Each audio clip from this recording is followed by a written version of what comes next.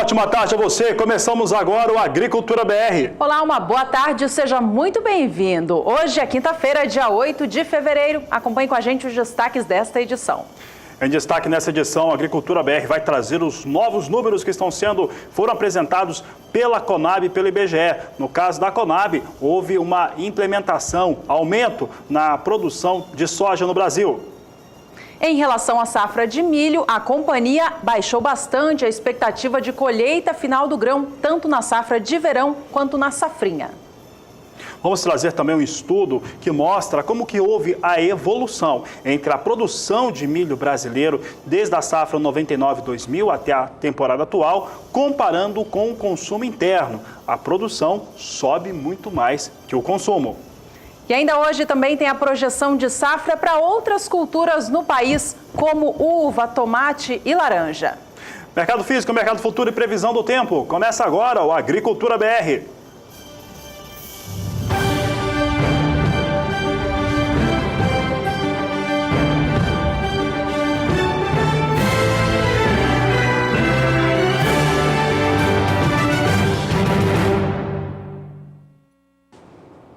A Conab atualizou nesta quinta-feira as suas projeções em relação à safra de grãos do Brasil, temporada 2017-2018. A companhia reduziu em mais de 2 milhões de toneladas a projeção total da produção de grãos na comparação com os números divulgados no mês passado. De acordo com a Conab, a projeção de safra caiu de 227 milhões 940 mil toneladas para 225 milhões 570 mil. A redução aconteceu mesmo com a companhia tendo elevado em 1 milhão de toneladas, ou até um pouquinho mais, a projeção da safra brasileira de soja, Fabiano. Essa queda, portanto, tem a ver com o milho, que teve a projeção de colheita reduzida pela Conab, tanto na primeira safra quanto no milho de segunda.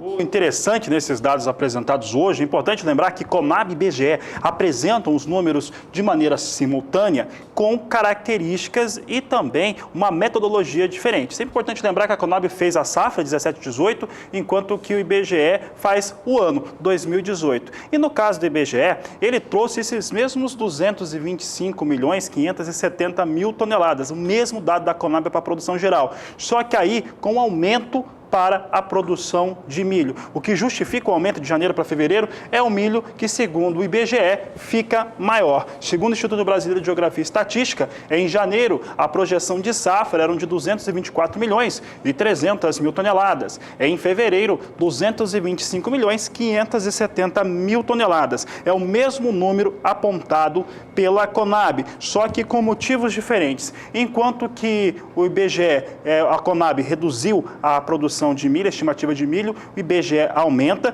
traz de 84 milhões e 500 mil toneladas para 85 milhões e 800 mil. É por isso que chegamos a este dado.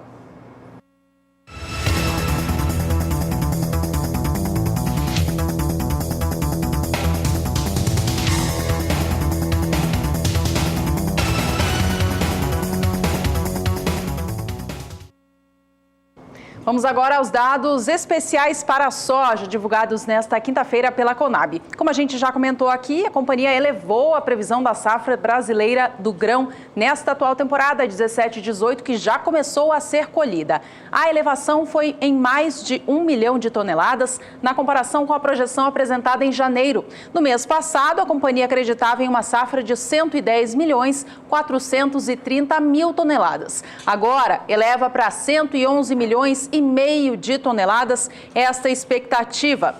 Foi a melhora na produtividade média das lavouras, observada nessa fase inicial de colheita, que trouxe para cima em mais meia saca por hectare o rendimento médio a nível nacional. Veja só, em janeiro a Conab estimava que o rendimento médio no Brasil nesta safra seria de 52,60 sacas por hectare.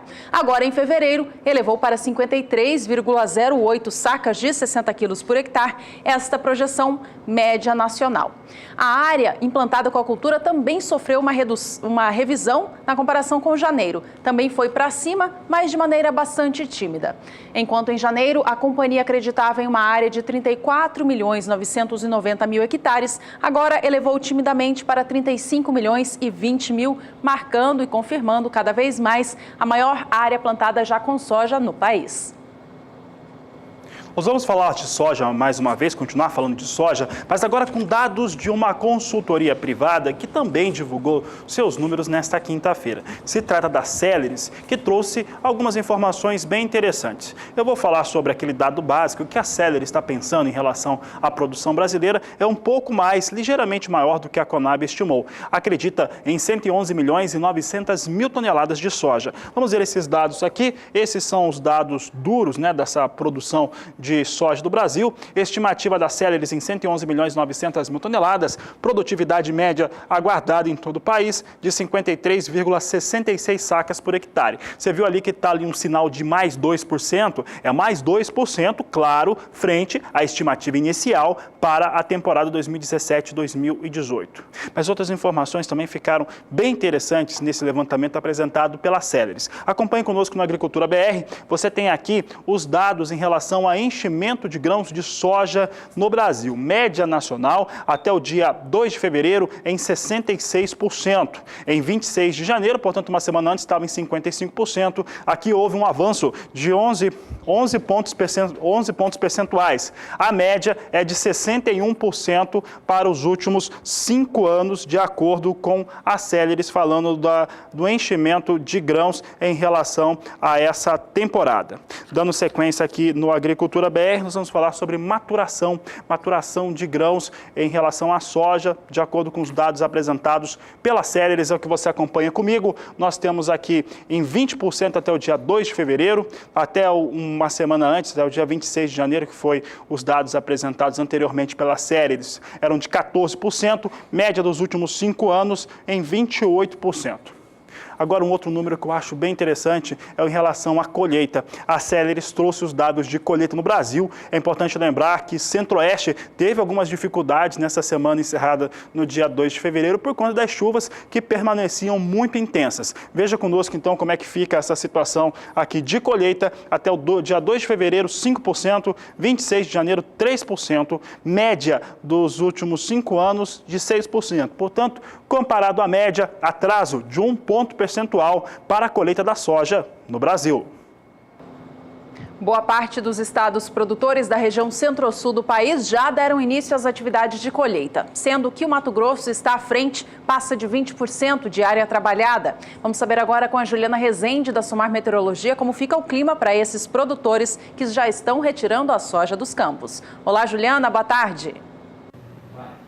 Olá, boa tarde a todos. A colheita da soja segue em andamento na maior parte do Brasil. O Mato Grosso, apesar das últimas chuvas até terem atrapalhado por algum momento o andamento da colheita da soja no estado, agora o estado do Mato Grosso ainda é o estado mais avançado. No decorrer dos últimos dias, a área colhida no estado já alcançou 19%. Nos demais estados onde a colheita já começou, as atividades ainda seguem muito iniciais. Então, nos próximos 5 dias, ainda teremos instabilidades atuando aqui na maior parte da região central do Brasil.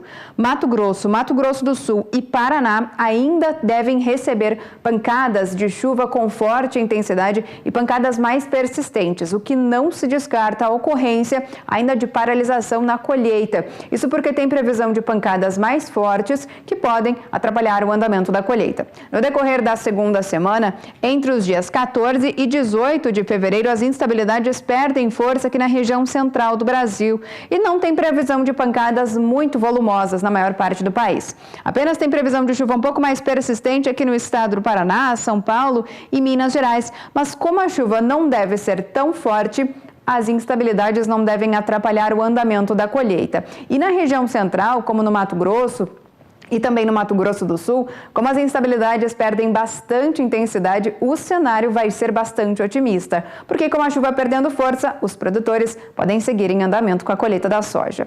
No decorrer da terceira semana, até pelo menos o dia 23 de fevereiro, as instabilidades voltam a ganhar um pouco mais de intensidade aqui na região central, região centro-oeste e sudeste é que devem receber as pancadas ainda mais frequentes. Inclusive, as áreas mais ao norte do estado do Mato Grosso, que por influência da Amazônia ainda recebem pancadas de forte intensidade com risco até para temporais.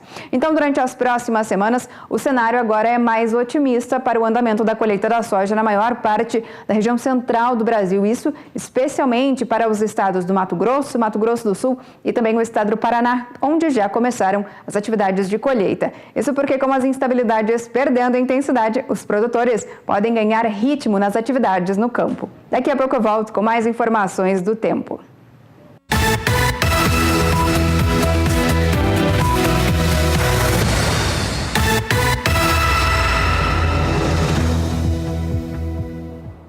O preço da saca de soja no Brasil voltou a subir na última semana com a alta da moeda norte-americana aqui no país. Além disso, a soja negociada em Chicago também viveu dias de elevação, trazendo impacto positivo, então, para a cotação do grão aqui no país. Na comparação com os últimos 60 dias, no entanto, o valor ainda está abaixo, mas ele vem se recuperando de maneira expressiva. A gente trouxe para você de casa hoje a cotação nos portos de Paranaguá e de Santos nestes últimos 2 meses, para ver o que houve com o mercado. No dia 8 de dezembro, cotação no porto de Paranaguá era de R$ 75,50 a saca. No dia 25 de dezembro, R$ 73,50. No dia 15 do mês passado, em janeiro, já em 2018, o valor da saca da soja no Porto Paranaense era de R$ 71. Eu lembro a você que naquela semana foi feita a condenação do ex-presidente Lula na segunda instância, época em que o dólar chegou a baixar aos R$ 3,15, alcançando menor valor em muito período. De lá para cá, a moeda norte-americana voltou a subir no país, fechando a negociação com a soja aqui no Brasil no dia 31 de janeiro a R$ 71,50 no Porto de Paranaguá. E nesta quinta-feira, dia 8 de fevereiro, recuperando bem, já estando aos R$ 74,00 a saca. Na comparação com 60 dias, ainda assim tem uma queda próxima a 2%. A gente acompanha agora como que foi a movimentação da soja no Porto de Santos nestes últimos 60 dias. Também há um recuo observado, apesar da valorização acontecendo na última semana. Recuo é de 2,64%, já que há 2 meses, no dia 8 de dezembro, o Porto Paulista pagava R$ 75,50 por cada saca do grão. No dia 25 de dezembro, eram R$ 73,50 e em meados de janeiro, R$ 71,50. De lá para cá, houve recuperação no mercado da soja no país. No Porto de Santos, houve essa elevação também. No dia 31 de janeiro, R$ 72,00 a saca e nesta quinta, dia 8 de fevereiro, já são R$ 73,50.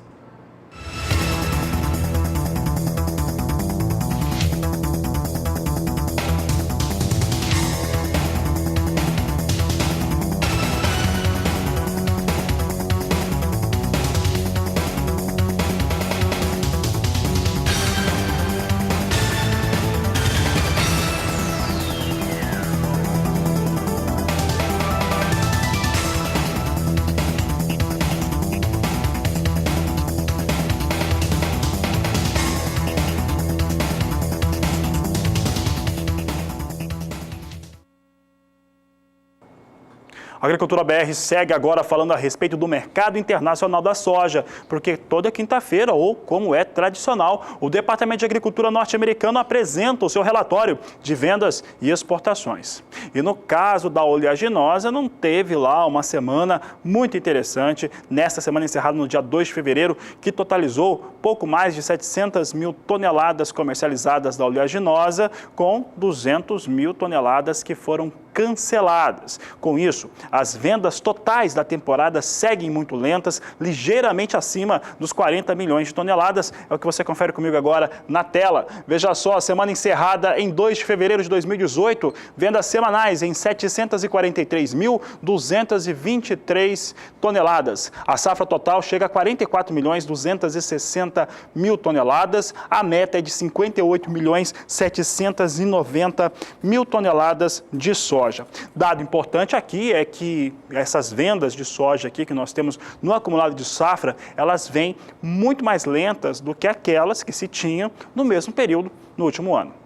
Vamos ver agora como que soja em Chicago reagiu. Esses dados aqui foram apresentados há cerca de 45 minutos. Vamos saber como é que soja em Chicago reagiu depois da apresentação dos dados do Departamento de Agricultura norte-americano. Veja conosco, você tem aqui soja em Chicago subindo. Posição de massa $9,84 o bushel, alta de 0,17%. Maio, $9,95 o bushel, alta de 0,12%. Julho, 0,12% de alta, $10,05 o bushel, e agosto, $10,07 o bushel, com alta de 0,19%. Os dados aqui para Chicago, eles não estão tão influenciados assim pelos números apresentados pelo relatório de vendas e exportações, e sim sobre a expectativa que se tem para o relatório de oferta e demanda. Aí o relatório que mexe com o mundo todo, mexe com a agricultura internacional, que será apresentado na tarde de hoje. Você vai ter todos os dados na edição das 17h20. Às 17h20, o Agricultura BR traz todos os números do Departamento de Agricultura norte-americano para o relatório de oferta e demanda. Mais uma vez, há uma situação na qual se estima algumas reduções, algumas mudanças em relação ao que pode acontecer com os Estados Unidos. O mercado vai interpretando isso como uma maneira positiva. Mas não é só isso que é positivo, não. Um outro dado importante é em relação à China e à importação dos chineses, porque de acordo com os dados apresentados nesta quinta-feira, madrugada no Brasil, já final de dia na China, eram esses aqui. Em relação à importação de soja pela China, em janeiro de 2018, chegou a 8.480.000 toneladas de soja. Aqui um comparativo com janeiro do ano passado. Aqui dá para ver claramente, para ver de maneira muito efetiva o ritmo, como é mais alto mesmo. O ritmo de janeiro de 2018 é bem mais alto aqui, chega a quase 1 milhão de toneladas a mais em relação às vendas que foram totalizadas para o mesmo período, mostrando que o apetite chinês por soja continua e o mês de janeiro não foi diferente. Janeiro de 2018 com volume muito mais de vendas de comercialização. Juliana. Por aqui a gente segue trazendo agora a moeda norte-americana no Brasil, dólar comercial, que nesta última quarta-feira fechou aos R$ 3,27, bem elevado na comparação com poucos dias atrás. Neste momento ele recua um pouquinho em relação ao fechamento de ontem, vem a R$ 3,26 mais 4, queda de 0,39%. E chegou a hora do primeiro intervalo desta edição. No próximo bloco a gente recebe aqui no estúdio a repórter Kaile Rodrigues. Vai contar pra gente um pouquinho do que ela acompanhou na tarde desta última quarta-feira em relação ao lançamento da Dinapec 2018. Dinapec, que é um grande evento organizado pela Embrapa, já tem 13 edições, com cobertura completa do Canal do Boi e, mais importante, Juliana, a abertura dentro do Agricultura BR. Não sai daí, voltamos já. Entre os dias 7 e 9 de março, a Embrapa Gado de Corte realiza a Dinapec, as dinâmicas agropecuárias, que tem a participação de outras unidades de pesquisa da empresa e também fundações e instituições convidadas. Este ano, como aconteceu nos anteriores, que chega à 13ª edição, vai ter cobertura do Canal do Boi e especialmente com a abertura do evento dentro do Agricultura BR. Nesta última quarta-feira, teve o lançamento oficial da Dinapec e a repórter Kaile Rodrigues acompanhou os eventos. Participaram do lançamento oficial da Dinapec lideranças do agronegócio. Após as apresentações, o governador do estado falou com a imprensa da importância da feira para o setor produtivo. E hoje dá para conciliar você produzir com sustentabilidade. A agropecuária de baixo carbono é você implantar plantio direto, melhorar essas condições e diminuir as pastagens degradadas, que elas acabam sendo emissoras cada vez mais de gases de efeito estufa, que aumenta o aquecimento global. Então a Embrapa, junto com o governo, tem feito esse trabalho com as instituições de pesquisa para Mato Grosso do Sul ser o primeiro estado carbono neutro do país. Isso é algo importantíssimo, porque a gente vai neutralizar as emissões de gases com boas práticas produtivas. E isso é fruto do quê? Pesquisa, inovação, tecnologias novas que estão vindo, e a gente tem que aproveitar isso. Oportunizar o produtor rural a possibilidade de acesso a novas tecnologias. E o Dinapec vai trazer novas tecnologias sustentáveis aos produtores rurais de Mato Grosso do Sul e do nosso país, para que possamos aumentar cada vez mais a nossa produtividade baseada em sustentabilidade. O tema deste ano é agropecuária de baixo carbono. Quem visitar a feira vai acompanhar as principais tecnologias disponíveis para o setor. A Dinapec ela tem se consolidado ao longo dos anos. No seu início, em 2006, tivemos a visita de 500 produtores, técnicos e estudantes. Na edição do ano passado já chegamos a quase 3.000 e isso tem crescido. Ao longo desse período nós temos também nos unido a parceiros do setor produtivo, também outras instituições de pesquisa, sejam universidades, outras unidades da Embrapa, fundações de pesquisa também. E isso tem nos possibilitado oferecer um leque cada vez maior de soluções tecnológicas, apresentar um leque maior de soluções tecnológicas para o nosso público. A Dinapec acontece na sede da Embrapa Gado de Corte entre os dias 7 e 9 de março. O evento contará com roteiros tecnológicos e oficinas. A entrada é gratuita. E para a gente saber um pouquinho mais sobre como vai ser a Dinapec 2018, recebemos no estúdio hoje Kaile Rodrigues, a repórter que esteve conosco lá fazendo a cobertura do lançamento oficial da feira, que vai fazer a cobertura do evento para a gente, né, Kaile? Obrigada pela presença aqui, muito bem-vinda. Conta para a gente, então, o que vai ser esperado, qual que é a maior novidade da feira esse ano? Olá, Juliana. Olá a todos. Boa tarde, é um prazer estar aqui no Agricultura BR. Olha, Juliana, tem diversas novidades. Esse ano o tema principal é agropecuária de baixo carbono, né? Ou seja, os pesquisadores querem mostrar para os visitantes como produzir daquela maneira sustentável. Então, assim, não dá nem para eu falar tudo aqui, porque são várias tecnologias, tanto para o setor da agricultura, como para a pecuária e leiteira, agricultura familiar, entendeu? Tem diversas novidades. O setor florestal entra também? Entra também, Juliana, principalmente na integração lavoura-pecuária-floresta, né? Então, os pesquisadores vão aí demonstrar as principais tecnologias que está já à disposição para os produtores utilizarem no campo. São 35 hectares, onde terá oficinas, roteiros, entendeu? Então é assim a oportunidade para o produtor, para o técnico, para o acadêmico e acompanhar mesmo aí o que tem de novo no setor. Bom, o ILPF, né, como você comentou, o Mato Grosso do Sul tem um papel muito importante, né? Foi a partir daqui que começou a expandir esse conceito pelo Brasil. Então, o papel importante dessa feira é desmistificar, quem sabe, essa situação do ILPF, como que o produtor pode colocar em prática isso na sua propriedade? Isso mesmo, Juliana, você falou muito bem, né? É aquela forma de produzir, ganhar, ter o seu lucro, mas produzir da maneira sustentável, ou seja, aí todo mundo ganha, né? Os animais têm aquele bem-estar animal, que isso é contribuído, que isso tem resultado lá no frigorífico, depois no abate, né? Uma carne de melhor qualidade, entendeu? Sem desperdício de carcaça. Então, assim, é uma feira ótima e a gente do SBA vai estar dando a cobertura, né? Eu estarei lá, outros colegas também, né? O Jorge ainda vai participar de um debate. Então, assim, é uma oportunidade para o pessoal aproveitar mesmo. O evento é gratuito, acontece de 7 a 9 de março, aqui na sede da Embrapa Gado de Corte, em Campo Grande, no Mato Grosso do Sul. Bom, além da Embrapa Gado de Corte, outras unidades da Embrapa também fazem parte dessa feira, né, Kaile? O que elas devem trazer também para cá?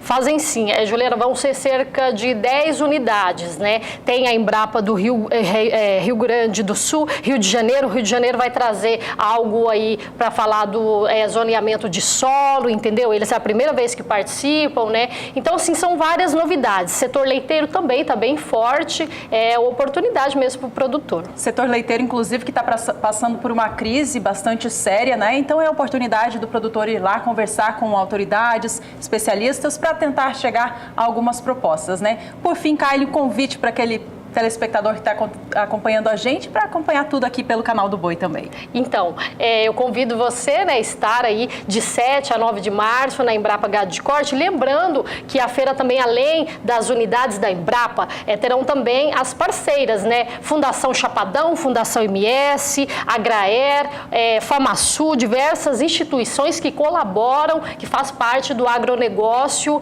e aí é muita novidade. Então, não deixe essa oportunidade passar, né? A gente fala que a Dinapec, a Dinâmica Agropecuária, já faz parte do calendário do Mato Grosso do Sul, né, Juliana? Faz com certeza. Caio, obrigada então pela sua participação, pela sua vinda aqui. Bom trabalho para todos nós. Obrigada.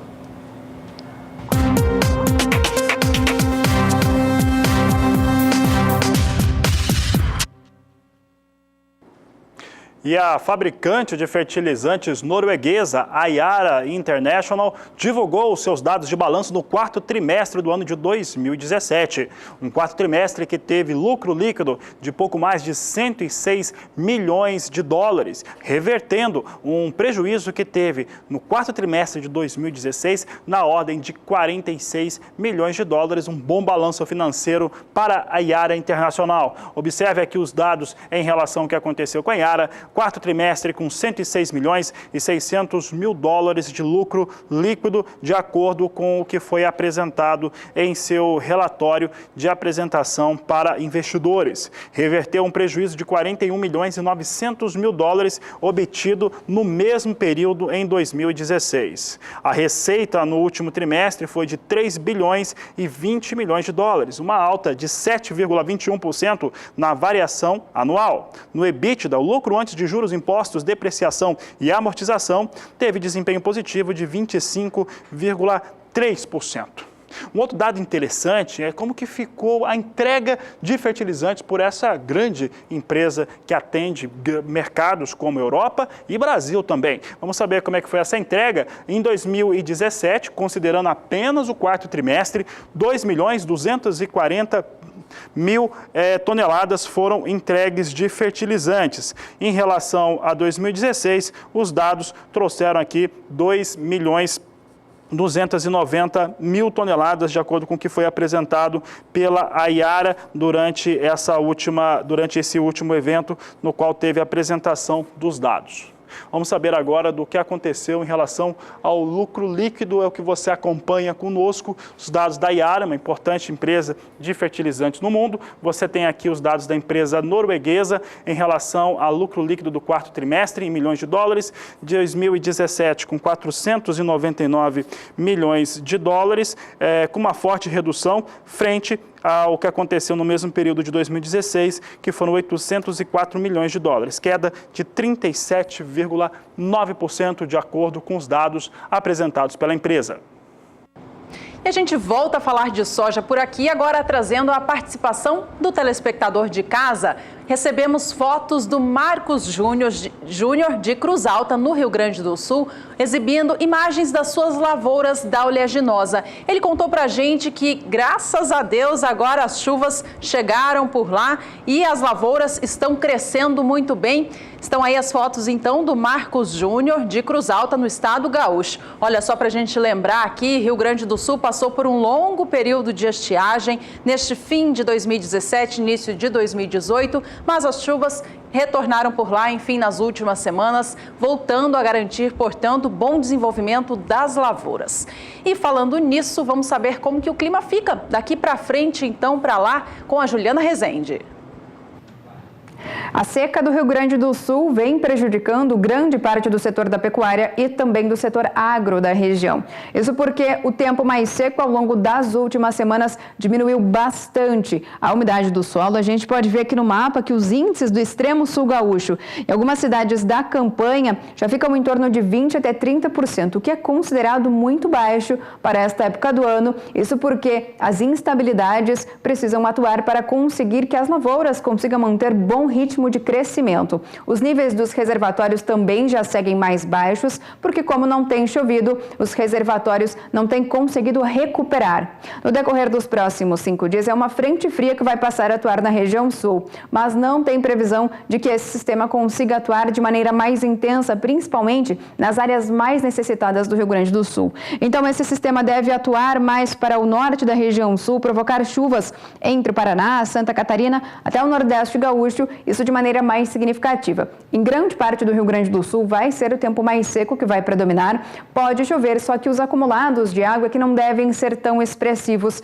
Os acumulados aqui ficam em torno de 15 milímetros na maior parte do Rio Grande do Sul. E no decorrer do segundo período, esse cenário ainda deve persistir, ou seja, tempo mais seco no Rio Grande do Sul, as chuvas até perdem um pouco mais de intensidade aqui na região central, extremo sul gaúcho e toda a faixa leste também. E no decorrer do terceiro e último período, até pelo menos o dia 23 de fevereiro, o cenário ainda não deve ser muito otimista para as lavouras da região. Isso porque não tem previsão de chuva forte retornando para o Rio Grande do Sul, especialmente para aquelas áreas mais secas da região. Então, por conta disso, a umidade do solo pode declinar ainda mais ao longo das próximas semanas. Daqui a pouco eu volto com mais informações do tempo.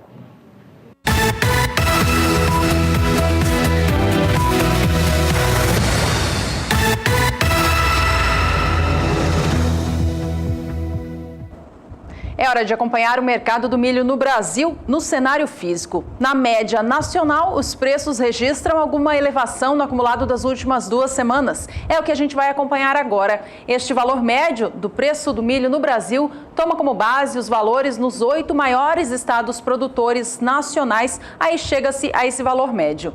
Se a gente acompanhar o que houve do dia 24 de janeiro até esta quinta-feira, dia 8 de fevereiro, a gente observa uma elevação de 0,83% no valor médio da saca do grão.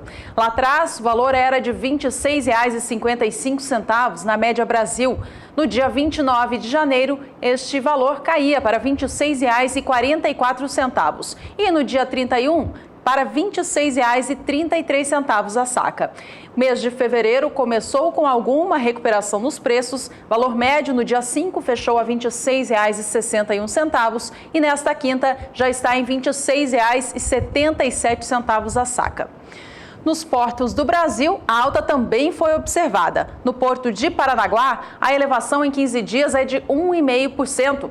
No dia 24 de janeiro, o porto paranaense pagava R$ 31,50 pela saca de 60 quilos do cereal. No dia 29, baixou este preço pago para R$ 31. E no dia 1º de fevereiro, para R$ 30 a saca. De lá para cá, o preço do milho voltou a subir, alcançando os R$ 32 no dia 5. Nesta quinta-feira, dia 8, segue aos R$ 32 a saca, mas mostrando, portanto, essa elevação de 50 centavos no valor de cada saca no acumulado de 15 dias. Por fim, no Porto de Santos também houve alta para o valor da saca do milho nestas últimas 2 semanas. A elevação, melhor dizendo, houve uma queda para o valor do milho por lá, queda até expressiva de 3%. No dia 24 de janeiro, o Porto de Santos pagou R$ 32,50 pela saca do grão. De lá até o dia 29, recuou para R$ 32 a saca e encerrando no dia 1º de fevereiro aos R$ 31. No dia 6 de fevereiro, voltou a subir um pouquinho, chegando aos R$ 31,50 e o patamar segue o mesmo nesta quinta, dia 8, R$ 31,50. O valor, apesar da recuperação nestes últimos dias, ainda está R$ 1,00 abaixo na comparação com 15 dias atrás.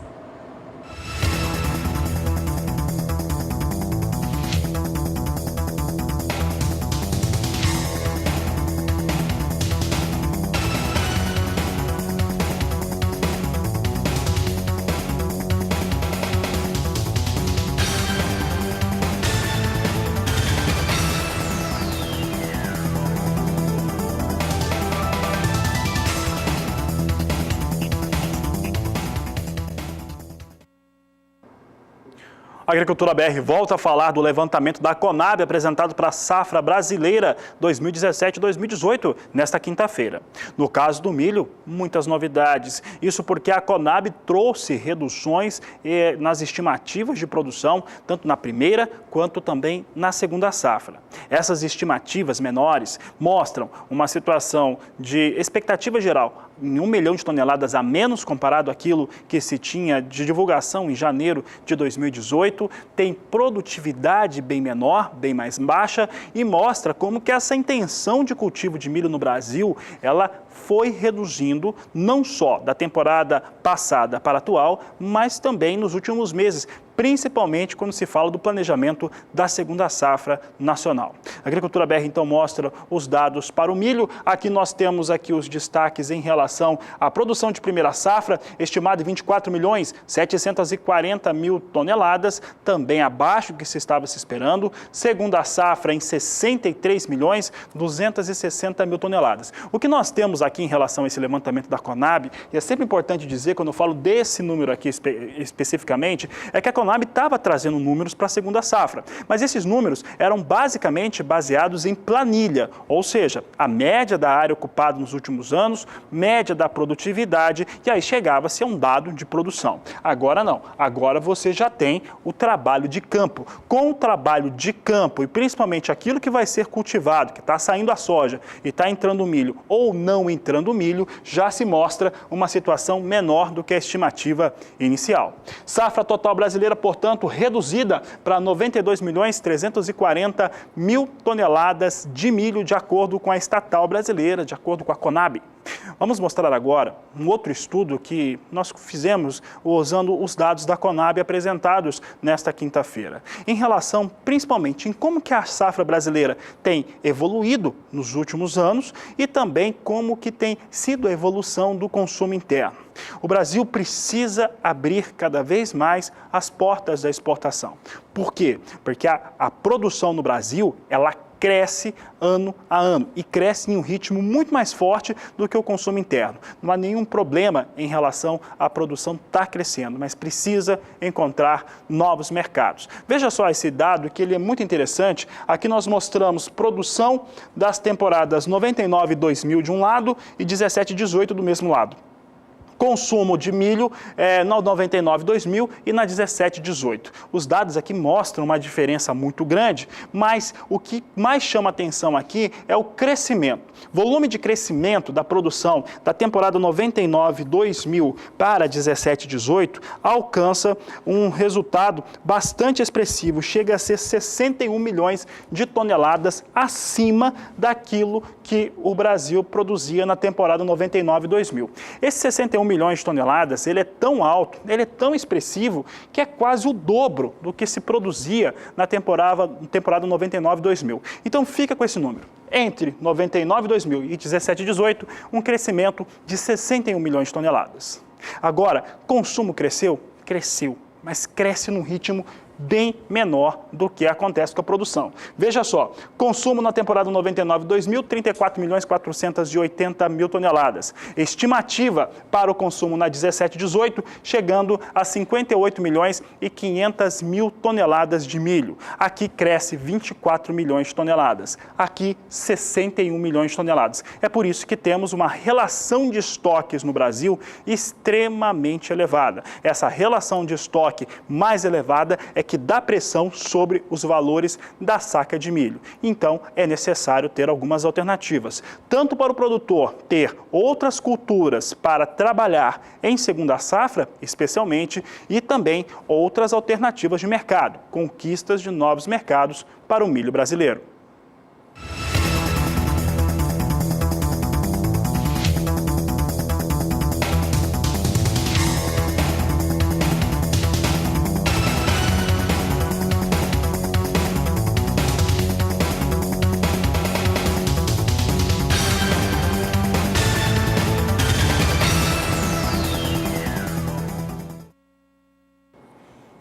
Tradicionalmente, toda quinta-feira, o Departamento de Agricultura norte-americano divulga o seu relatório de vendas e exportações. O relatório de vendas apresentado nessa quinta-feira trouxe um dado muito bom de vendas. Na semana encerrada em 2 de fevereiro, mais de 1.760.000 toneladas foram comercializadas. Aqui está a venda semanal norte-americana em 1.769.595 toneladas. A safra totaliza de milho dos Estados Unidos em 34.020.000 toneladas comercializadas, para uma meta para a safra atual em 48.900.000 toneladas, de acordo com os dados apresentados nesta quinta-feira pelo Departamento de Agricultura norte-americano.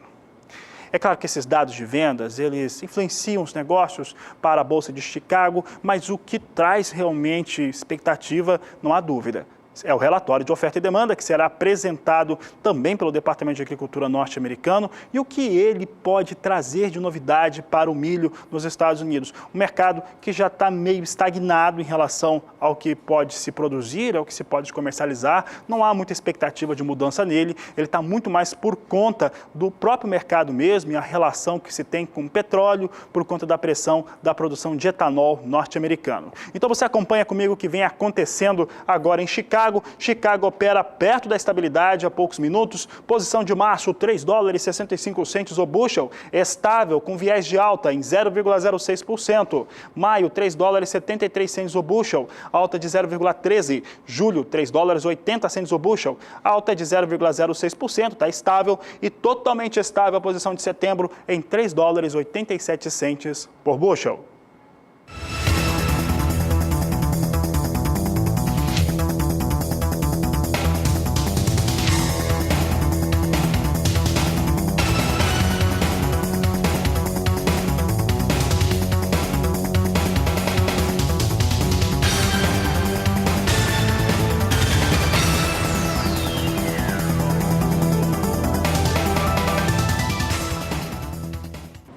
No próximo bloco, o assunto é café. A gente vai trazer os dados atualizados em relação à produção mundial do grão nesta safra e também a do Brasil. Aproveite para entrar em contato com a Agricultura BR. Você pode entrar em contato pelo Facebook, pelo Twitter e também pelo WhatsApp. Pode colocar na tela, é o 67996562266. Não deixe de participar, a gente está aguardando a mensagem de vocês. Voltamos em instantes. Estamos de volta com informações agora sobre café. As últimas informações da Organização Internacional do Grão apontam que a safra mundial de café no ciclo atual deve ser ligeiramente superior em relação à safra passada. Os dados divulgados nesta semana mostram que o mundo deve produzir 158.930.000 sacas de 60 quilos do grão, o que indica um leve aumento de 0,8% em relação à safra passada. Bom, a variedade arábica, ela representa boa parte desta produção, a maior dela. De acordo com a organização, 62,2% da safra é desta variedade. Já 37,8% é da variedade Conilon, mais utilizada para fazer os cafés torrados e moídos. De acordo com a Organização Internacional do Café, a safra brasileira do grão, neste ano de 2018, está com uma estimativa bem menor do que estimam as instituições oficiais aqui do Brasil. De acordo com o órgão, o Brasil deve colher 51,5 milhões de sacas de 60 quilos do grão. Lembrando que 2018 é ano de bienalidade positiva para a variedade arábica no país, ou seja, alta produtividade dos cafezais. Outros 2 importantes países produtores de grãos do mundo são Colômbia e o Vietnã. Colômbia também é um grande produtor da variedade arábica. Safra deles é estimada em 14 milhões de sacas de 60 quilos. Já o Vietnã, maior país produtor da variedade Conilon, tem a safra estimada pela instituição em 28.500.000 sacas.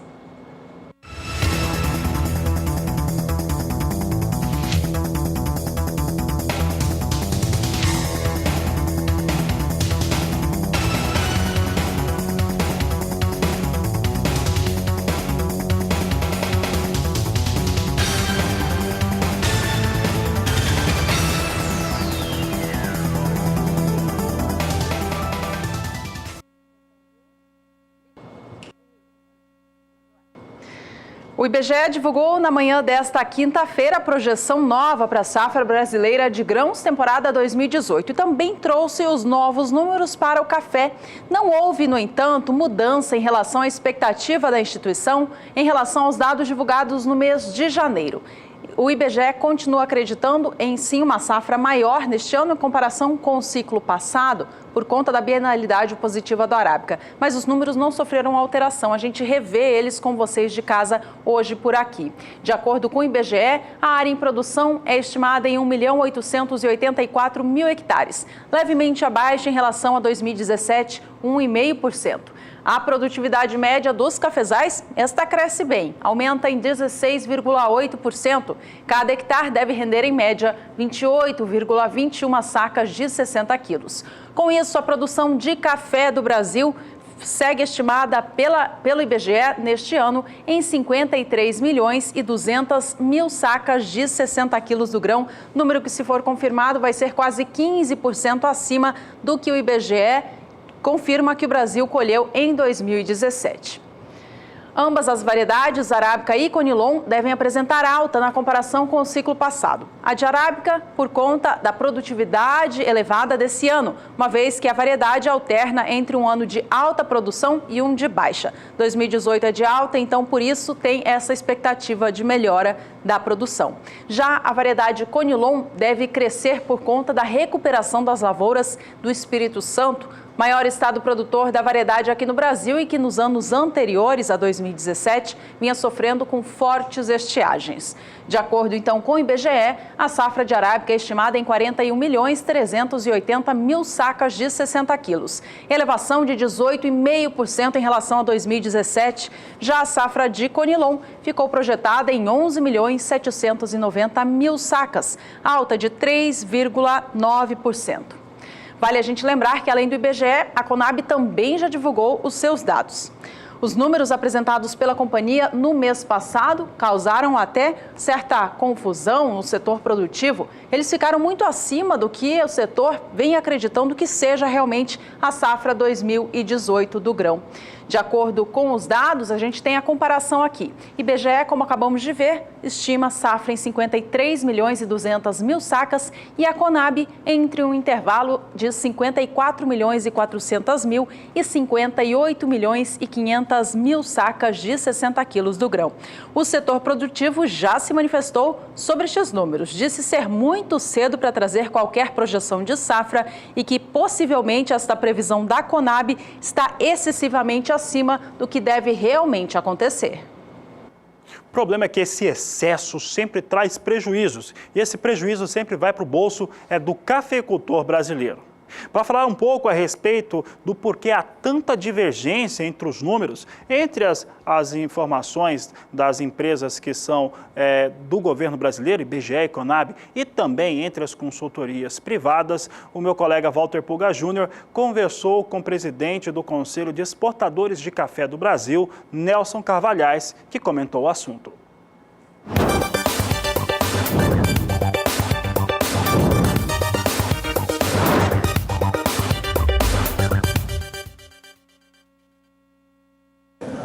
Doutor Carvalhais, obrigado por ter vindo.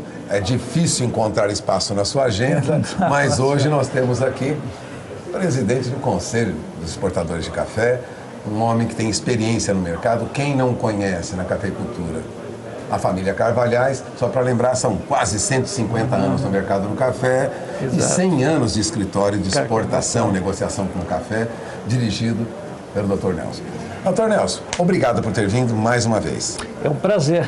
Vamos poder, café é sempre um assunto que, além de nós trabalharmos, dá muito prazer conversar.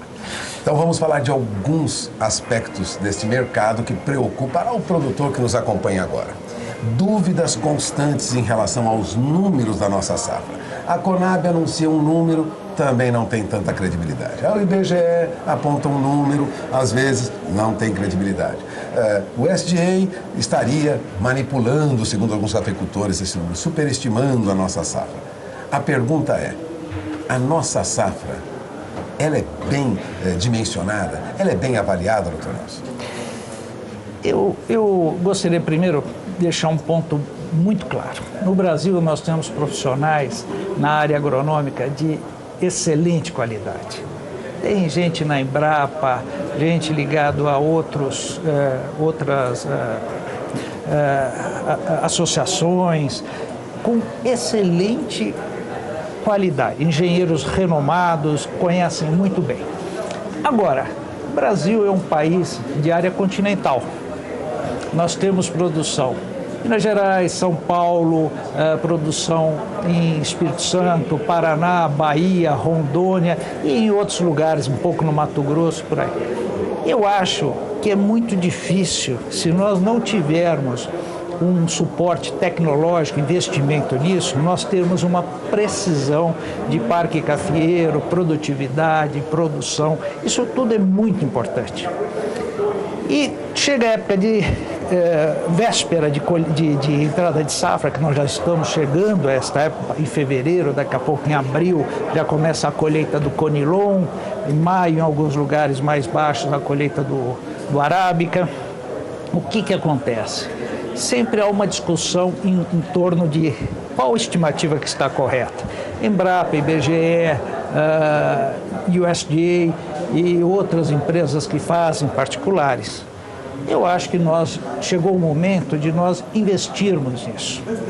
O Brasil tem recursos, tem condições, tem inteligência, tem capacidade. O comércio brasileiro é muito organizado, a produção brasileira é muito organizada. Todos os segmentos do agronegócio são muito estruturados e transparentes. Veja, nós na exportação os dados são precisos. A torrefação trabalha também na precisão, máximo da precisão nas suas estimativas de consumo. Solúvel também. A produção faz um trabalho maravilhoso. A área de pesquisa também. Então, nós temos tudo. E o café nosso, além de tudo, é sustentável. Nós temos uma chancela sustentável. Nós temos, um café que tem leis sociais, leis ambientais e o tripé com a economia que dá resultado. Então, nós temos tudo. Agora, eu acho que o investimento em estatística é fundamental. Para dirimir dúvidas e para trazer credibilidade. Sem dúvida. Eu acho que cada vez mais nós temos uma estatística precisa, só vai aumentar a nossa credibilidade, a nossa confiança. O Brasil já é absolutamente confiável, tem uma credibilidade internacional fortíssima. Se nós pudermos ter os números cada vez mais precisos, a produção vai poder trabalhar com mais tranquilidade. O comércio exportador, os importadores, todo mundo vai ter números para se balizar e fazer as suas coberturas, as suas vendas, a sua produção de uma maneira muito mais clara, transparente, com absoluta segurança. Dependemos, então, uma tecnologia melhor para apurar essa safra. Agora vamos falar um pouco de mercado e de preço. Vamos. Esse número é fundamental, doutor Nelson, para estabelecimento de preço no mercado. Afinal de contas, quando se fala que o Brasil vai produzir 56, 58, 60 milhões de sacas, os preços já começam a desabar no exterior e o senhor, como exportador, vive essa oscilação de mercado que já temos com o câmbio e temos em função desse número. A perspectiva diante dos novos números que foram anunciados agora, os novos números que falam aí em produção bem elevada para o Brasil, mesmo neste ano, os preços tendem a ceder? Olha, primeiro, não vamos falar em produção elevada. Nós precisamos saber qual é a demanda. O Brasil exportou este último ano que se viu, que foi um dos piores anos que nós fizemos nos últimos anos, em função das secas, que reduziram as produções brasileiras. Nós exportamos ao redor de 31 milhões de sacas de café. O próximo ano cafeeiro, tudo indica que nós temos possibilidade de retomarmos a uma exportação ao redor de 34, 35 milhões de sacas. O Brasil é importante para o mercado mundial. Nós temos um espaço muito importante. Nós temos 1/3 parte do consumo global de café brasileiro. Muito bem. Aliado à exportação, nós temos um consumo interno que, de acordo com a BIC, ao redor de 21 milhões de sacas. Se nós somarmos uma exportação de 35 mais um consumo interno de 21, são 56 milhões de sacas de café.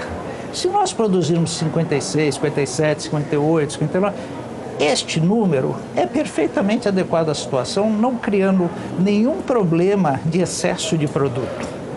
Nós vamos fazer um pequeno estoque que nós já estamos fazendo, nós deveríamos ter um estoque de passagem muito baixo este ano, talvez historicamente o mais baixo dos últimos anos, talvez da história do Brasil. E veja só, nós vamos entrar numa safra boa, que tudo indica, está correndo muito bem, os tratos culturais foram maravilhosos, as chuvas estão correndo muito bem, podemos ter um resultado muito bom, mas não haverá um excesso de café. O importante é que as pessoas compreendam que se houver uma sobra de 5 milhões, 3 milhões, 4 milhões, o ano que vem, tudo indica que será uma boa safra, mas já será um pouco menor que essa em função da bianualidade e outros fatores, correto? Então um período compensa o outro. Um período compensa o outro. Então eu acho que não há motivo de grandes altas no mercado, a não ser que surja um fato novo que nós desconheçamos, correto? Mas se nós olharmos o mercado em si firme, eu acho que nós vamos ter preços que o produtor será remunerado e que nós poderemos dar continuidade nas nossas exportações e no nosso consumo global. Quanto a cafés especiais, os últimos dados divulgados pelo Secafé mostram que nós temos uma pequena parte dessa produção de café chamado especial. Café diferenciados. Diferenciado. Esse é o termo usado. Então, é café com uma classificação melhor, vamos dizer assim. Não chega a ser o super especial ou café raríssimo, mas é um café de qualidade superior. A tendência no Brasil é o aumento da produção de café diferenciado? Bom, vamos lá. Eu acho muito importante. Nós tivemos aí nos últimos 30 anos, foi uma grande revolução no café. Nós saímos nos anos 90 de 7 sacas por hectare para hoje 25 a 30 sacas por hectare, correto? Houve um investimento fantástico.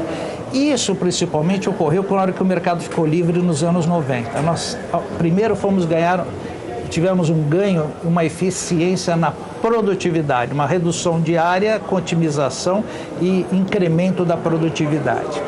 E a segunda parte, depois nós fomos buscar a qualidade. Hoje o café brasileiro é reconhecido no mundo inteiro. Aliás, o café brasileiro está presente no mundo inteiro.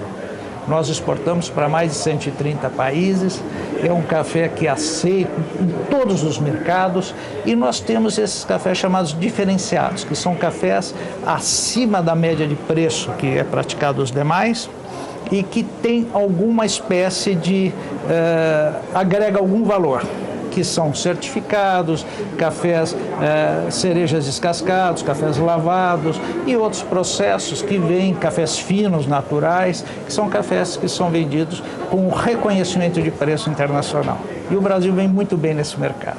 Nós temos pouco mais de 5 milhões de sacas. Devemos crescer nos próximos anos? Sem dúvida. É uma tendência de crescimento nesse mercado? Sem dúvida. Eu mesmo trabalho nisso há quase 30 anos, me dedicando a esse mercado de cafés de alta qualidade. É um mercado fantástico. Cada vez mais o mundo exige qualidade e cada vez mais essas novas tribos de consumo que estão aparecendo querem um produto bom. Agora, definir qualidade é uma coisa muito difícil. O que é bom para um não é bom para o outro, mas de uma certa forma o Brasil tem condições de atender aos mais diversos mercados no mundo. Perspectiva positiva para a cafeicultura quando o senhor olha para frente? Vejo sim. Eu acho que hoje o mundo está consumindo, deve encerrar agora 2018 com 160 milhões de sacas, o globo está consumindo. Nós podemos ter aí nos próximos 10, 12 anos um incremento fantástico, a gente vem crescendo de 1,5% a 2% ao ano, sem contarmos com a possibilidade de desenvolvimento dos mercados asiáticos. Na Ásia está em torno de 52% da população mundial. China, Índia, Indonésia, bom, todos aqueles países, Vietnã, Laos, Camboja, Mianmar, se você começar a somar tudo, 52% do mundo está ali. E é uma população que não tem ainda, está iniciando o hábito de beber café. Então, aliado a esse mercado que desenvolve muito bem em todos os outros países, na Europa, nos Estados Unidos, que são grandes parceiros, já no Japão, na Ásia e Oceania, a possibilidade do crescimento no mercado asiático é fantástico nos próximos 10 anos. E café a gente fala em longo prazo, a gente não pode falar em menos de 10 anos. Que se prevê um consumo fantástico em 10 anos. Se isso ocorrer, os investimentos valem. Você acaba de ouvir Nelson Carvalhais, um dos mais respeitados, né?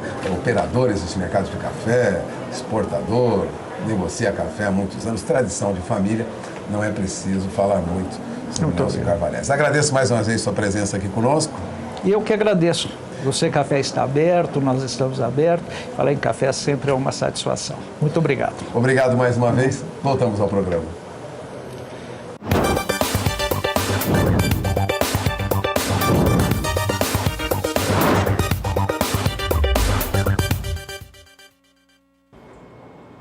E a gente chama agora mais um quadro. A sua participação é o Agricultura BR Responde.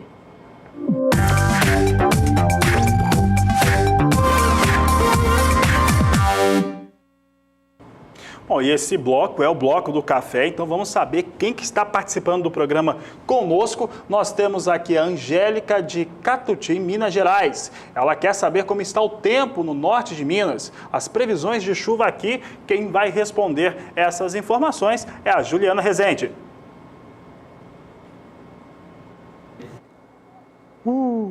Que medo! Angélica, da região de Catuti, no norte de Minas Gerais, e quer saber como é que ficam as chuvas agora ao longo dos próximos dias. Bom, durante os últimos dias foi o tempo mais instável que predominou na região, isso porque um corredor de umidade passou a atuar na região e trouxe chuvas expressivas, até temporais houveram nessas regiões. A umidade do solo aumentou bastante na maior parte do estado mineiro, inclusive nas áreas mais ao norte. E no decorrer dos próximos 5 dias, as instabilidades agora no norte de Minas Gerais vão começar a perder intensidade. Isso porque um novo sistema frontal vai avançar em direção à costa da região sudeste, só que esse sistema ele vai ajudar a manter as pancadas mais expressivas aqui entre São Paulo, Triângulo Mineiro até o sul de Minas Gerais. Enquanto que no norte mineiro a tendência é de chuvas perdendo intensidade, o tempo mais seco vai voltar a predominar por alguns momentos, mas pode chover, principalmente aquela chuva típica de verão que ocorre no finalzinho do dia. No decorrer do segundo período, entre os dias 14 e 18 de fevereiro, o cenário agora não deve ser muito diferente. As instabilidades ainda seguem atuando de maneira mais persistentes nas áreas mais ao sul do sudeste. E aí, por conta disso, nas áreas mais ao norte da região de Minas Gerais, a expectativa é de chuva perdendo intensidade, o sol aparece durante o dia, mas vai ser no finalzinho do dia onde pode chover de maneira isolada e também bastante localizada. No decorrer do terceiro e último período, mais para o final do mês de fevereiro até o dia 23, as instabilidades voltam a atuar aos poucos nas áreas mais ao norte do estado mineiro. Só que não vai ser uma chuva bem distribuída. Acontece que algumas regiões podem voltar a receber chuvas mais expressivas, principalmente as que se aproximam mais da região central mineira, enquanto que o extremo norte de Minas Gerais ainda pode ter uma pancada de chuva, isso de maneira mais isolada e também com fraca intensidade. Então, ao longo das próximas semanas, é o tempo mais seco que vai predominar na região de Catuti, se chover de maneira fraca e isolada. Daqui a pouco eu volto com mais informações do tempo. Obrigada, Juliana, e obrigada a Angélica também pela participação. Este foi o quadro Agricultura BR Responde.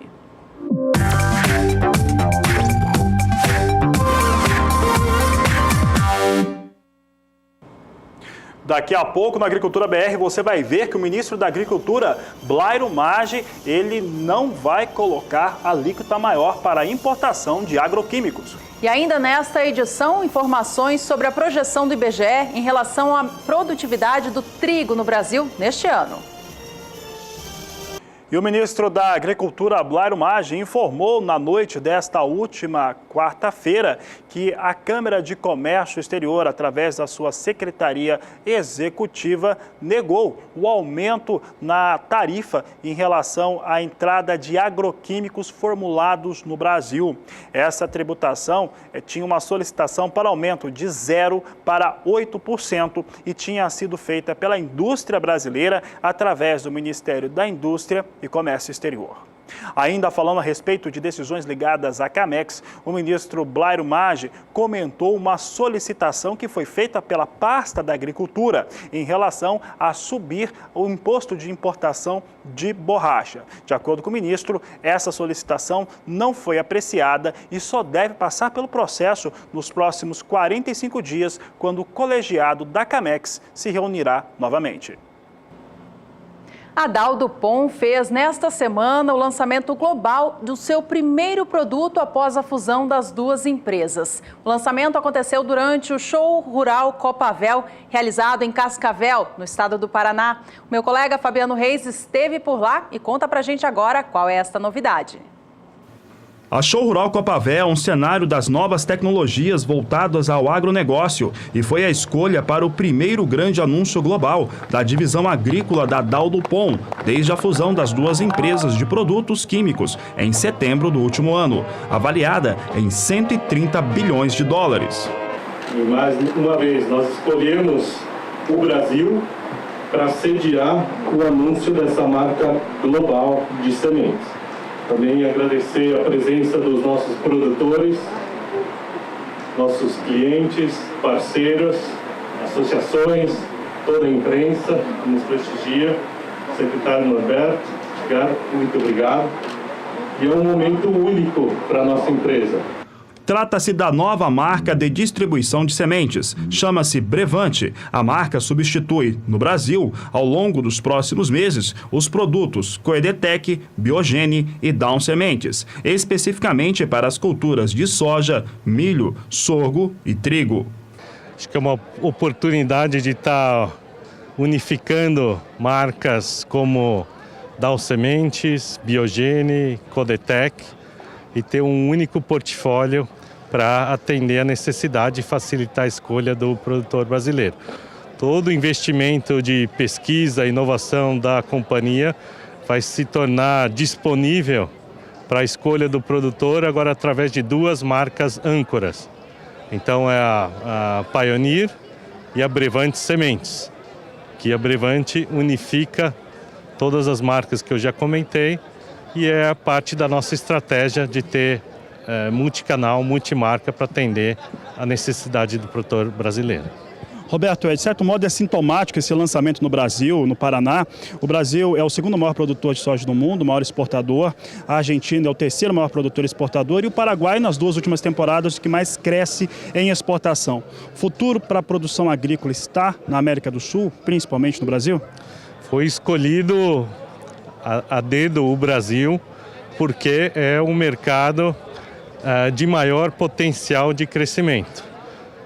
Ele já é o mercado internacional mais importante para a companhia fora dos Estados Unidos e tem todo esse potencial em termos de área de soja, milho, com o advento do milho safrinha.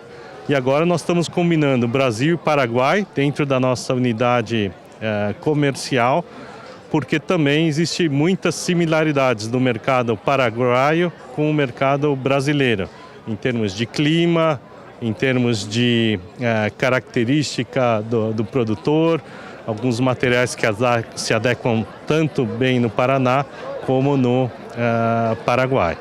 De imediato, a nova marca é destinada ao Brasil, Argentina, México, Paraguai, Canadá, além de parte da Europa.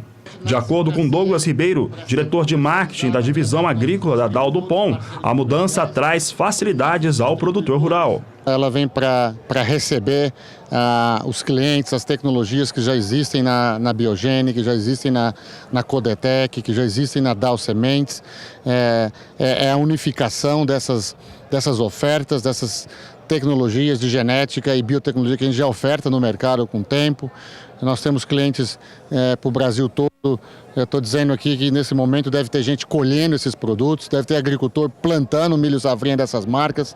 E agora, nos próximos meses, a gente inicia a transição para começar, usando o linguajar sementeiro, ensacar essas três marcas na marca Brevante, que vem justamente com esse propósito, unificar para facilitar o agricultor. A gente tem o compromisso de fazer a pré-seleção para ele, para que ele no momento de decidir tenha mais facilidade através dos nossos distribuidores, cooperativas, de decidir pelo produto que mais se adequa à sua necessidade. Já estamos unificando o stand para que ele já seja com a marca nova. Tem várias feiras no Brasil, várias, quando eu digo várias, são realmente muitas feiras, grandes, menores, dias de campo. A nossa presença no campo é grande através dos nossos distribuidores. Eles estavam, a maioria dos nossos parceiros estavam aqui hoje.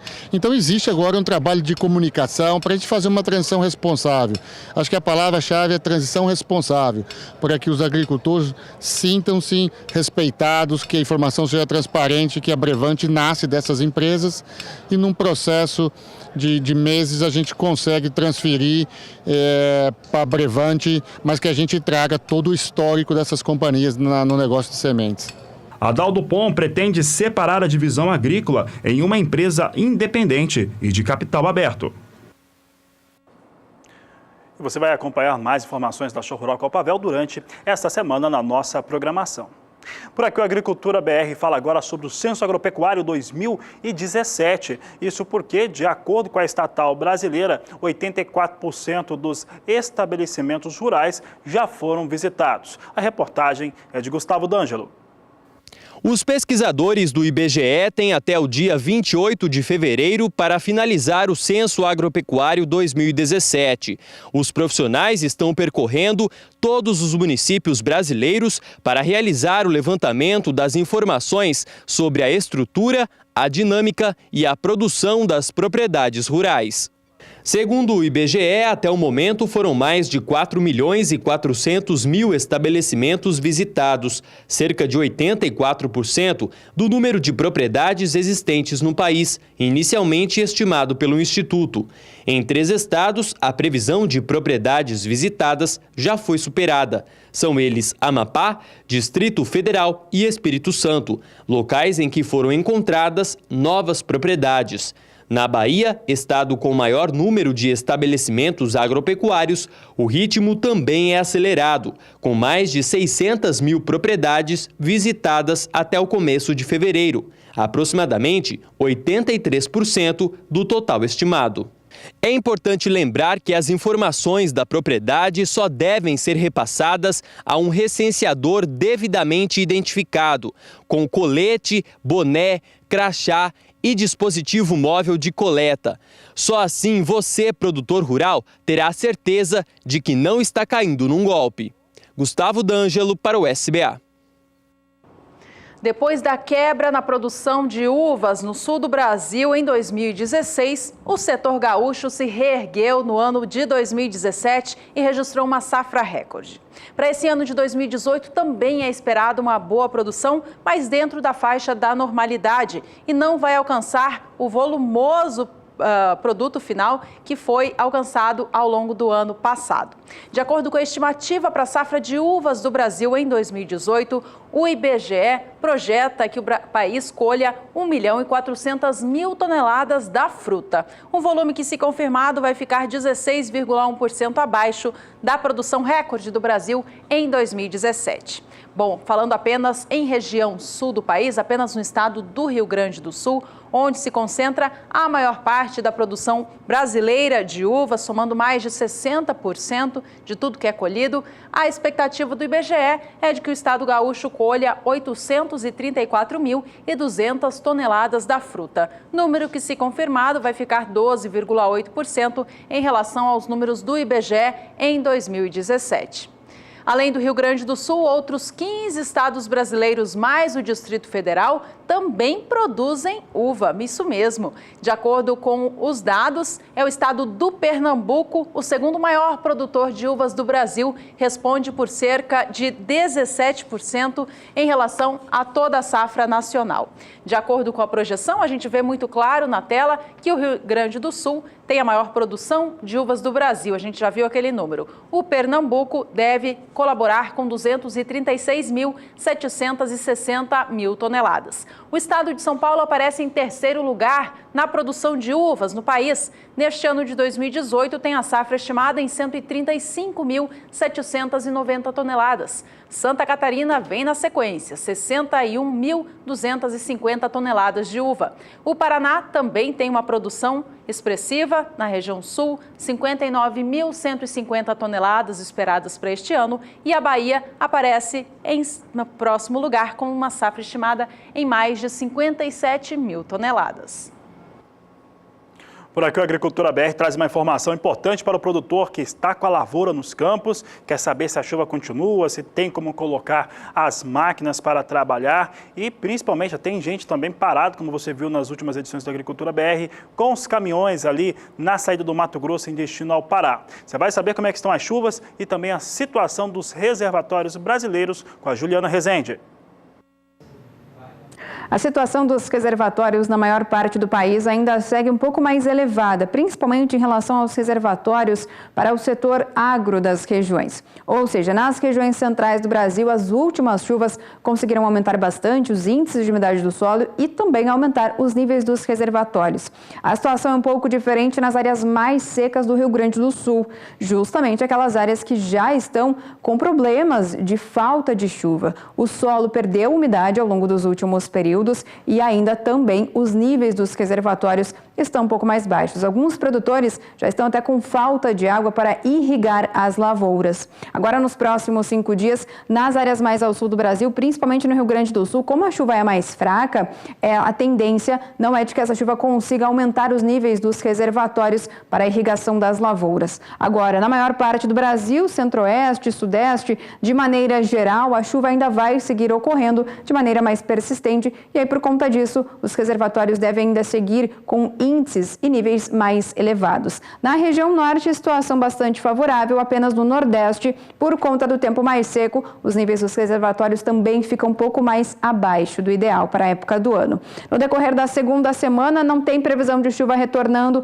principalmente para o Rio Grande do Sul, então a tendência ainda é de um solo um pouco mais seco, níveis de reservatórios também mais baixos. Agora, na região central do Brasil, a chuva até perde um pouco mais de intensidade, mas mesmo assim as instabilidades já retornam a partir do terceiro período, principalmente entre centro-oeste, sudeste e região norte. As instabilidades devem seguir persistentes. Apenas no nordeste as instabilidades ainda atuam de maneira mais fraca e sem potencial para aumentar os níveis dos reservatórios. Agora no sul do Brasil, mesma situação. Predomínio de tempo mais seco, chuvas de fraca intensidade e aí por conta disso, alguns produtores ainda podem ter problemas em relação à irrigação das lavouras, porque a chuva não tem potencial para aumentar os níveis dos reservatórios da região. Hoje eu encerro por aqui a minha participação. Até mais! Até mais, Juliana Rezende. Ela volta durante a programação aqui do Canal do Boi. A Agricultura BR agora traz os números agora da soja. Eu lembro que soja Chicago deve ter influência hoje. Tem um relatório de oferta e demanda, será apresentado logo mais. Você tem aqui já soja em Chicago vindo na movimentação de alta. Posição de março, $9,86 o bushel, alta de 0,30%. Março, 9,97, alta de 0,27%. Julho, $10,06 por bushel, alta de 0,27%. E agosto, $10,08 por bushel, com elevação de 0,22%. O dólar comercial no Brasil, este vinha em queda na manhã desta quinta-feira. Lembrando que ontem fechou a R$ 3,27. Neste momento, a moeda norte-americana vem operando da seguinte forma: a gente não tem os dados atualizados ainda por enquanto aqui na tela. Na próxima edição do programa, às 5h20 da tarde, você acompanha então como foi o fechamento da moeda aqui no Brasil. E vai estar também os números do Departamento de Agricultura norte-americano para esse relatório de oferta e demanda. Esta edição então fica por aqui. A você, obrigada pela companhia. Nos vemos em breve. Este é o Agricultura BR. A inteligência e a transparência do agronegócio sempre com você. A todos uma ótima tarde e até mais.